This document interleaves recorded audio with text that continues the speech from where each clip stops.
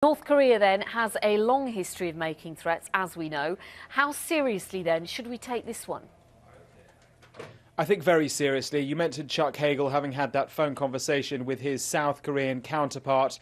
And a bit of breaking news in the last 20 minutes or so. We're hearing from South Korean sources what that actually means, this phone conversation on the ground. We're hearing that the United States has now conducted its first sorties over South Korean airspace as part of an exercise with its B-2 stealth bombers.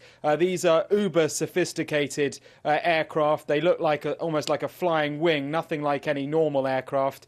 And this represents that commitment, I think. There's no doubt about that. The Americans and the South Koreans have been conducting a series of exercises over some months now. That's irritated North Korea and its young, inexperienced leader, Kim Jong-un. And the tension levels are going up and up. I think America is in a very difficult position because on one level, it wants to make the point very clearly that it will defend not only its South Korean ally, but the 28,000 American troops that are based in South Korea. So it's making that commitment visually with these B-2 bombers flying over South Korea. But at the same time, it doesn't want to antagonize the North Koreans. They don't want a war. The Americans and the South Koreans do not want war.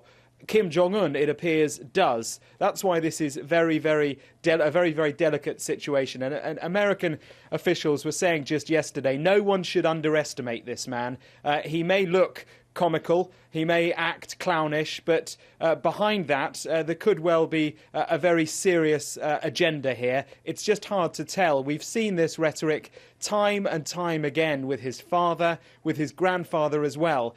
This is new territory because no one quite knows what's going on inside his head. Is he just pushing the rhetoric to a higher and higher level but won't actually go ahead and do anything? Or could he press that button? Let's not forget he has nuclear weapons, not a great deal of them. We don't know how well kept they are, but we know that he has the ability to use them to strike South Korea, and he's certainly got the ability to use conventional weapons to strike South Korea. So we're in a very, very delicate situation right now, and you could be sure that in Washington, in Seoul, in Tokyo, probably here in Beijing as well, the intelligence analysts will be doing whatever they can, working together to find out what's really going on inside this guy's head.